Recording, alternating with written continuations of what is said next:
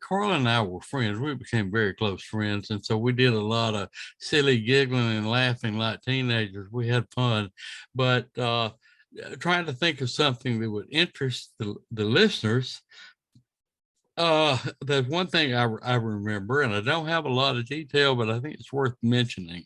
Uh, Karla had come down to Shreveport from up in Arkansas where she lived, and she had spent a few days with me uh, interviewing some people that I had made contact with from over in East Texas. That Shreveport, if geographically speaking, if a lot of people don't know this, Shreveport's a pretty good sized city of maybe 300,000 people, more or less. Could be a little more. Uh, but it's only the city limits of Shreveport's only like about 10 or 12 miles from the Texas state line. And then over there, you've got Marshall, Texas, Longview, Texas, and they're big towns. So we had a lot of contacts all over East Texas there. So I had gathered a group and made contacts there. They had contacted me that they had thought they were having UFO experiences. So I got Karla lined up. She came down to Shreveport and spent uh, I don't know, 4 or 5 days with me, and we interviewed all these people and got a lot of information, and made new friends. And at any rate, that's the way Karla worked. Uh, I would help her get lined up with people in different areas, and she'd get information to see if there were things there that were worthy of writing about. She had a world of information she had collected that she wanted to write about and to publish it. But bless her heart, she left this world, the physical world we're in, too early. It didn't get done. But at any rate, what I'm talking about is I was taking Karla home because Elton, her husband, had brought her down there and dropped her off, but he had to work, so he went back to Arkansas. But the weekend came up and we had finished these interviews with these people, and I was taking Karla home. And so we from Shreveport up to Texarkana, Texas, was about 70 miles north of Shreveport. So we had gotten up there and gotten on Interstate, I think 35 it is, and we hadn't been on there but a few minutes when I felt something unusual, just kind of like a complete mood shift. But I didn't say anything. And we drove on to Little Rock, Arkansas, and then, another 45 minutes out on the mountaintop to where they lived. And when we got there, it was late in the evening. Everybody went to bed. The next morning, we got up and we were having breakfast and having coffee and talking. And I looked at Karla and I said, Karla, I think we got abducted on the freeway outside of Texarkana last night. And she looked at me in shock and she said, You've got to be joking. What made you think that? And I said, Because of the way that my mood shifted from that happy, pleasant tone to a sad, unpleasant, tiny bit of fear feeling. It just happened like a flash. And she said, Well, I don't recall feeling anything like that. I feel great. And I said, Okay, okay. So we let it go at that. But I was scheduled to fly up to Tulsa, Oklahoma. This was about 6 weeks later. I had this trip planned to visit our friend Barbara, who lived at Tulsa.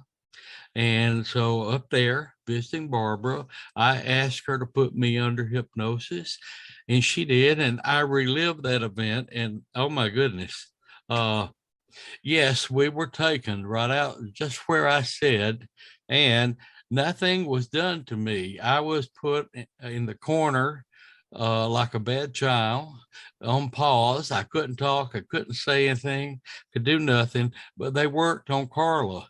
She was their victim on that trip. Um, what they did was, it seemed like to us talking about it later, it seemed like that we were only gone for like 5 minutes when they abducted us. It was that fast. But when we were in the presence of the aliens and in their craft, it seemed like it had been maybe 30 minutes to an hour. There was a conflict in feeling of what we felt was our time gone, and the time that we were in the presence of the aliens seemed different. But at any rate, while under, Barbara helped me looking at this. They had put some strange, weird looking headphones with some like spikes sticking out of it, or little antennas they had put on Karla's head. And I don't remember them doing anything unpleasant to her physically, as in a rape or anything like that. Uh, that was the only thing I remember. They did that to her, and whatever they were doing, the sounds of it, because she would flinch and jerk and complain and groan, and it was all coming from noises I could hear, or even I could hear noises coming out of those headphones that were going into her head. And then the next thing I know, we're back in our car, we're driving up the highway. But that explained why my mood shifted so dramatically and so rapidly. Yeah. And but I had no explanation for it at that time. Now I will go on to say, um, months later, and I don't know how many months, maybe 6 months later, Karla was visiting Barbara in Tulsa, and not that she didn't believe me, because Karla had learned to trust me, but she wanted Barbara to put her under to see if she could recall that event. And so they did. And Karla was not able to break through and see everything that I had seen, but she did break through under hypnosis enough to see that she had been taken and that they had put something on her head, but she couldn't see what it was, and she didn't recall anything unpleasant about it. So we got a little bit of it out of Barbara. You got a lot of it. I mean, a little bit out of Karla. You got a lot of it out of me there. And so that was a time I thought that the listeners here might be interested in knowing if Karla and I ever had an experience together. And that was the only time that I'm aware of in our friendship that the two of us were actually taken together at the same time. However, now, for those of you that have read Masquerade, you will read that I had an abduction in Karla's home there. Where a human military man carrying a small child uh, came through the ceiling. Another beam me down, Scotty. And he was holding this little boy in his arms, and he beamed down, and I could hear the whipping of the blades of a helicopter. You could hear no sound of any motor, but you could hear the wind whipping. And so those of you who read Masquerade will read about that event. So that was the time I was taken there in Karla's home. Uh, and of course, I shared what I remembered with Karla and Elton the next morning after that event. Yeah. And what's with the headphones? What is that? Well, I never really, I don't, I'm not sure. I have a few ideas, but I think it has to do with human programming. Right.